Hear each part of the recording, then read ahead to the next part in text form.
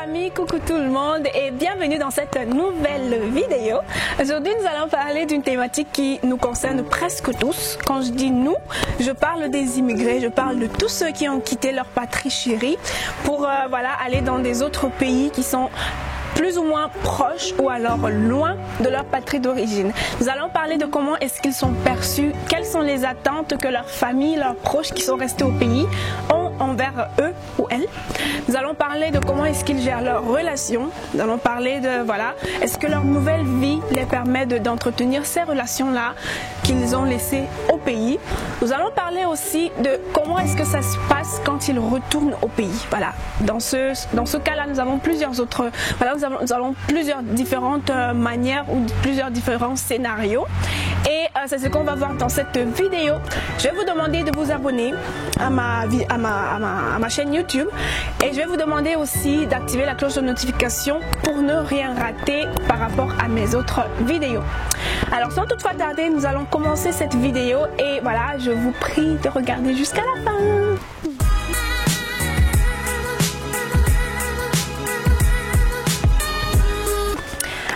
Dans toutes mes autres vidéos, je viens aujourd'hui avec ces deux bébés, ces deux diamants que j'ai découverts de chez LR.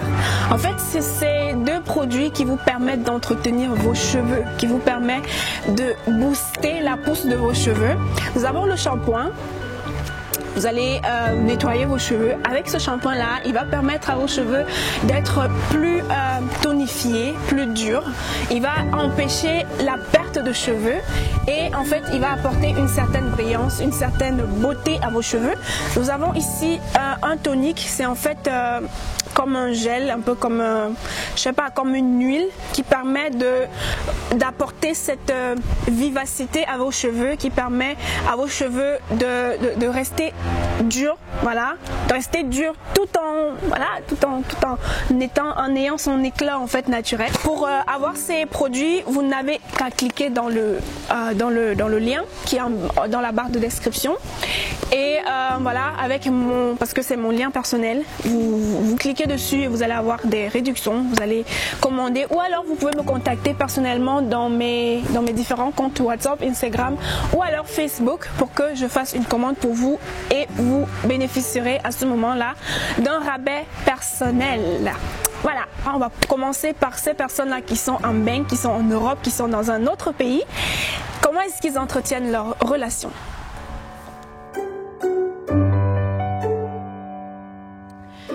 Voilà, ces personnes qui ont quitté le pays, ils ont laissé famille, ils ont laissé amis, ils ont laissé plein de personnes qui comptent pour eux ou pour qui ils comptent généralement.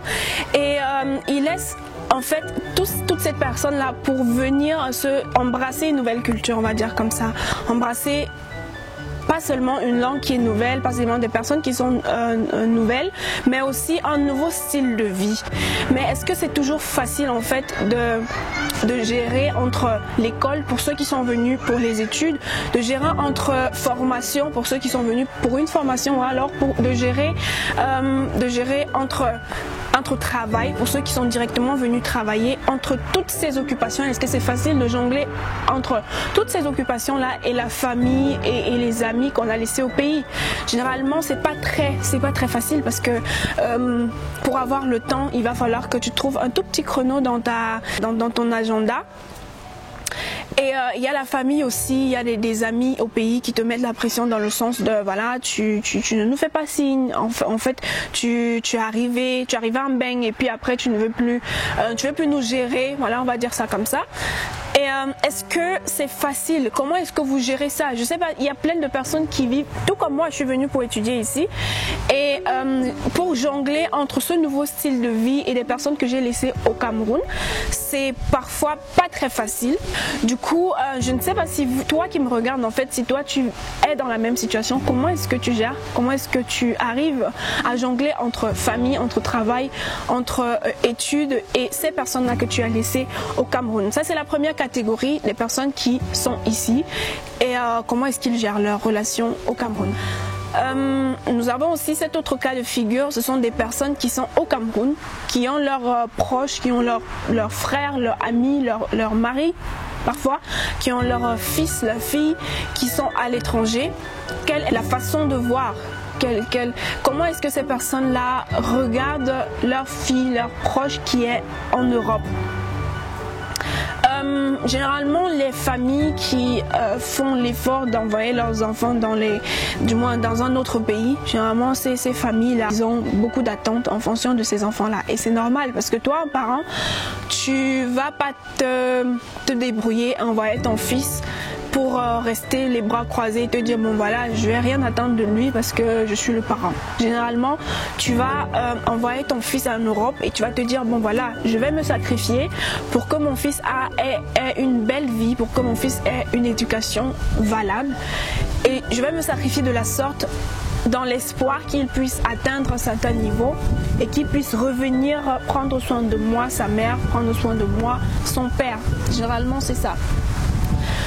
Nous avons aussi des familles, nous avons aussi des amis, voilà, des proches qui sont au Cameroun, qui ont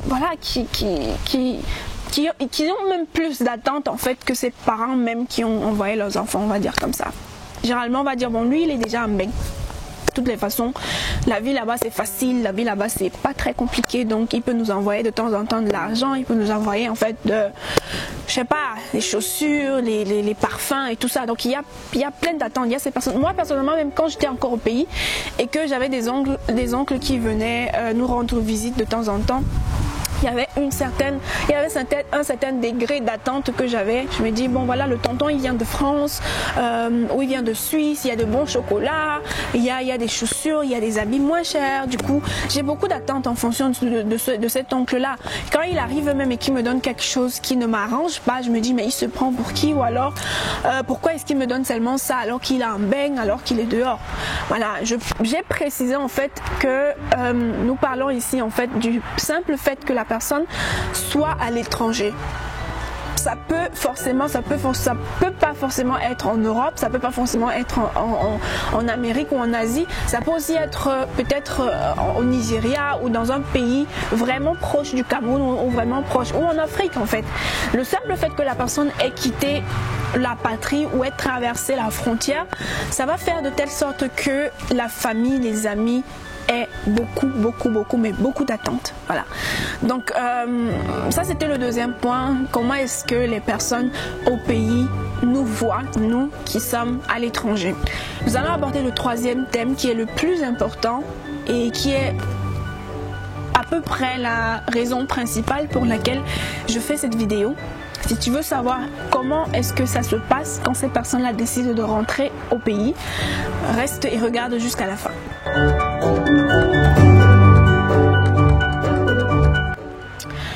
Alors, ces personnes, ils ont quitté le pays, ils ont quitté leur patrie d'origine, c'est bien.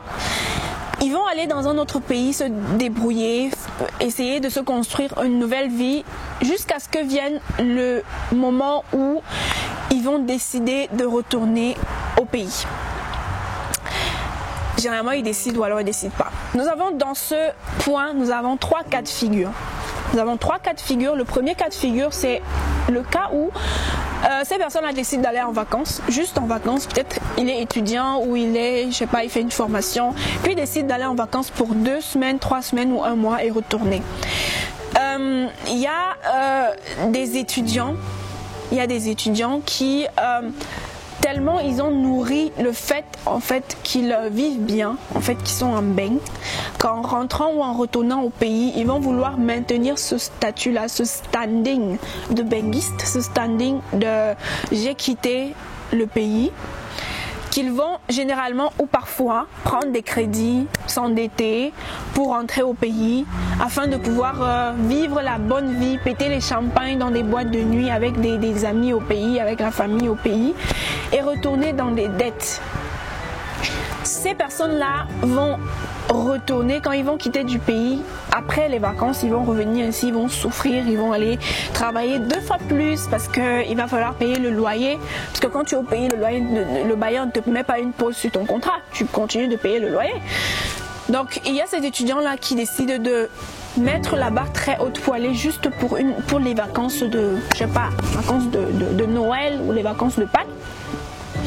Et il y a la possibilité où il y a cet autre cas de figure que ce ne sont pas des vacances, mais ces personnes-là ont peut-être commis une bourde en Europe et ils se sont retrouvés en train d'être rapatriés.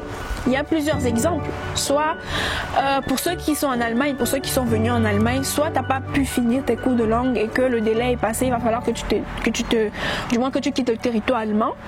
Il y a des gens qui vont en Suisse, qui vont en France, qui prennent la route d'un autre pays, ou alors il y a des gens qui se font vraiment déporter par l'État, qui se font rapatrier.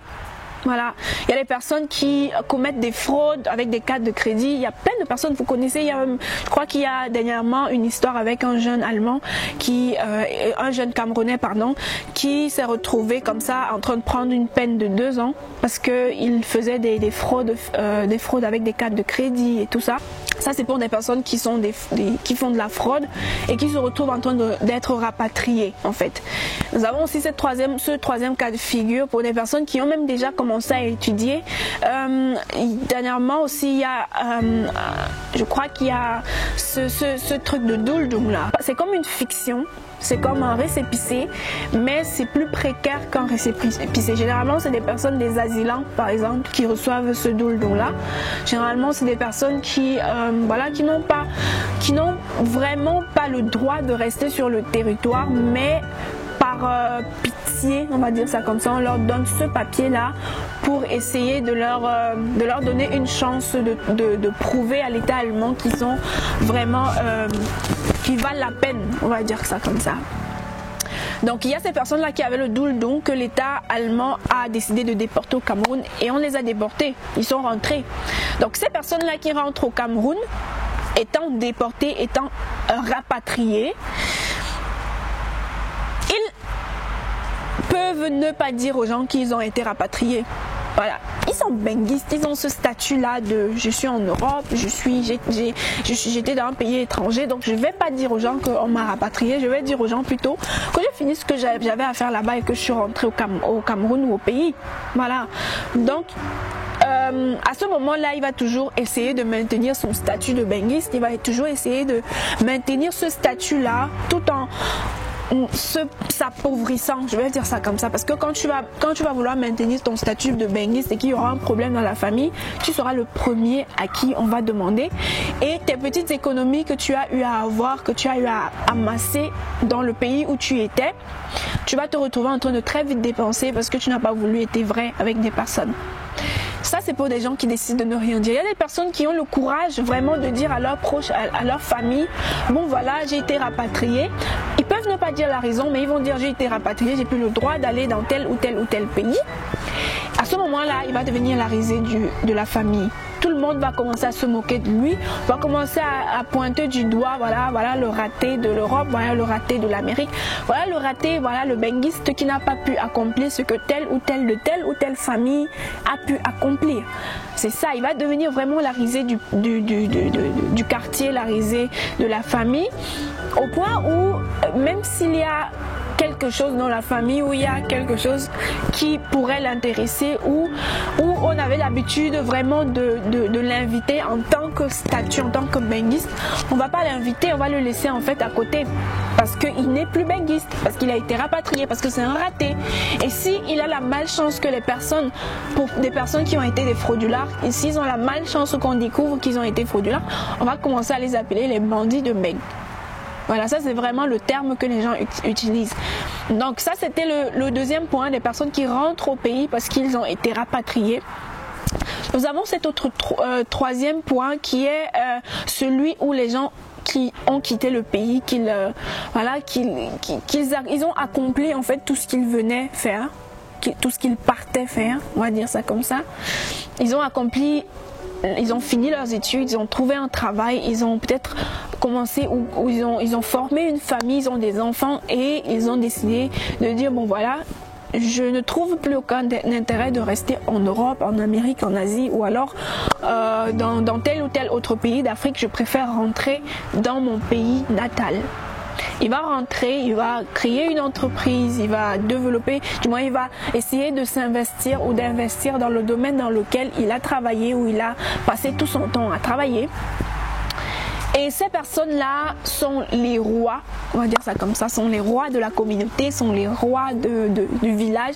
Juste le fait qu'il soit rentré, juste le fait que le chef de quartier sache que tel ou tel n'est plus un bègue, mais qu'il vit dans les environs, on va lui donner un titre honorifique dans la chefferie. On va commencer à l'appeler, je sais pas moi trop, je sais pas comment vous appelez vos notables ou alors vos chefs dans vos cultures. On va commencer à vraiment lui donner des titres honorifiques juste parce que c'est un benguiste. Voilà, parce que c'est un benguiste, parce qu'en retournant, il est parti donner telle ou telle somme d'argent pour la communauté du village. Ou alors, je sais pas moi trop, parce qu'il a construit une grande maison au village et tout.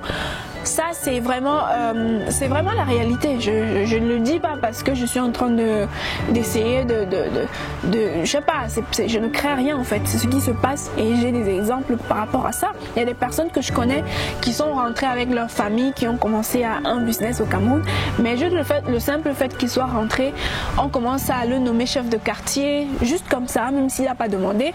On le nomme, on lui donne un titre honorifique, dans des cérémonies ou dans des églises même quand le pasteur sait qu'il est rentré dans l'église, juste le pasteur même dans son homélie décide de mettre son nom dans son homélie juste pour à la fin il donne une dîme un peu plus grande, tout ça, sans oublier le fait que toute la famille compte sur lui, toute la famille compte sur vous parce que vous êtes rentré, vous avez accompli, vous êtes un benguiste plein.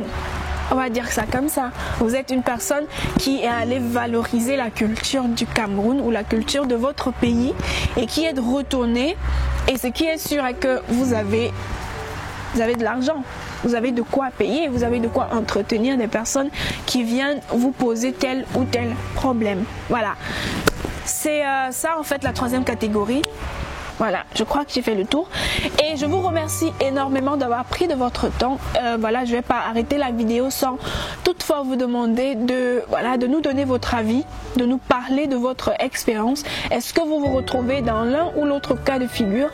Comment est-ce que vous gérez la situation? Comment est-ce que vous réussissez à entretenir par exemple votre relation avec vos familles, avec vos petites amies, avec les personnes qui vous sont chères?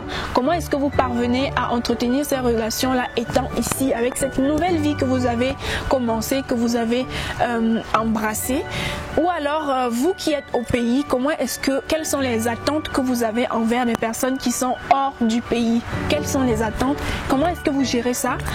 Et pour ceux qui sont retournés au Cameroun pour l'une ou l'autre raison, en fait, est-ce que vous pouvez nous dire comment est-ce que vous gérez en fait ce retour-là?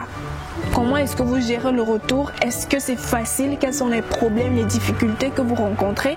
Ou alors quel est le conseil que vous allez ou que vous pouvez notamment donner à tous ceux qui vont regarder cette vidéo? Vous pouvez laisser votre commentaire juste en bas. Laissez que les autres personnes s'inspirent de vos histoires, de vos commentaires pour pouvoir apprendre quelque chose, pour pouvoir essayer de comprendre ou alors de mieux gérer leur situation. Vous pouvez me contacter aussi par rapport à ces produits-là pour la pousse des cheveux ou alors directement cliquer sur le lien en bas.